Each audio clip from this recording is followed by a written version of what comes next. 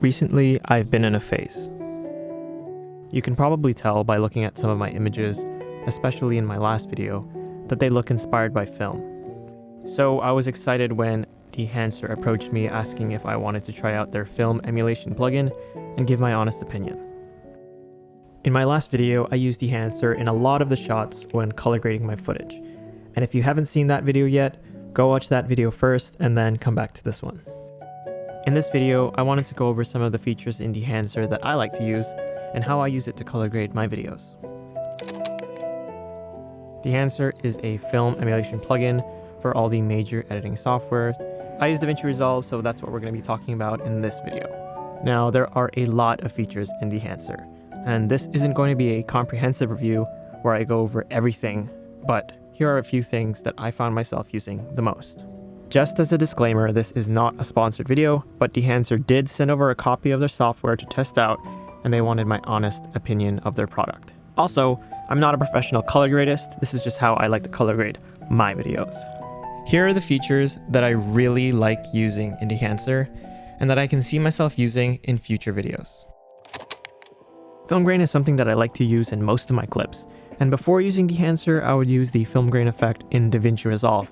But I really like the way that the film grain looks in Dehancer, as well as all the different film grain presets. I definitely will be using more of this feature going forward. I used mostly the 35mm ISO 250 and setting the amount to about 35. It gave just enough grain without being too distracting. Again, this is an effect that I achieved using the glow effect in Davinci Resolve. Both effects give a similar result, but one thing I really like in Dehancer is being able to turn on the mask mode and quickly see the areas where the effect is being applied to. I usually use this if there's a light source or practical light in the shot, as it makes it more believable. It's definitely something that can be overdone, but I can see myself using this to further sell that film emulation effect. I like a less intense look, so I found myself using 65mm/70mm the most, and then adjusting the amplify to something lower than 100. Now, if you don't have Dehancer, you can still achieve most of these effects if you use Davinci Resolve, like I've been doing for all of my previous videos. And if you only want to use these plugins, Dehancer does sell these individually, so you don't have to get the Pro version if you think you'll only use one or two of these features. Okay, so I know this is one of the main, if not the main feature of Dehancer Pro, but I didn't use any of the film presets in my last video, but I did explore all the different film options that they had. I just found that I had a pretty good color grading workflow that I personally liked. I like to dial in and fine-tune the look of my images myself, which is a personal preference. But I get that color grading is hard and can be intimidating, especially if you're just getting started.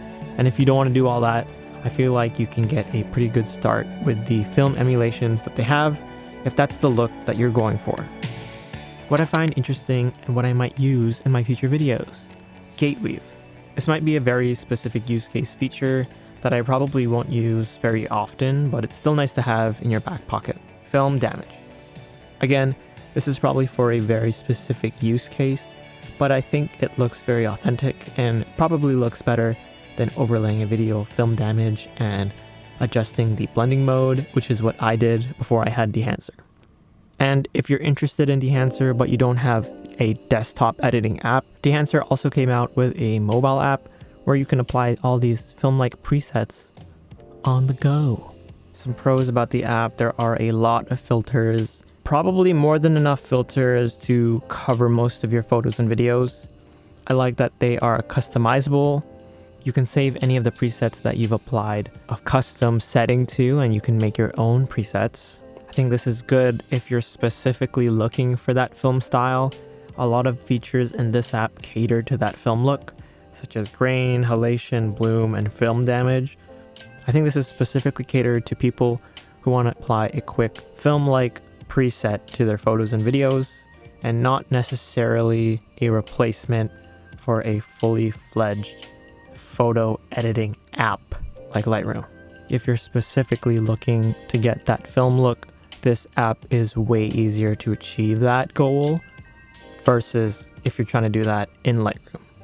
Unlike the desktop plugin where it's a one-time payment, the mobile app is actually subscription-based, which is pretty disappointing, but for me, I just can't see myself using this over Lightroom.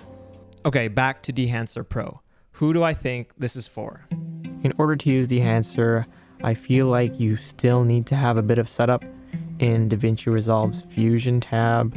Actually, I feel like you can get the most out of Dehancer if you already have a color grading workflow or have a little bit of experience color grading, and then apply Dehancer at the end for more of an artistic look.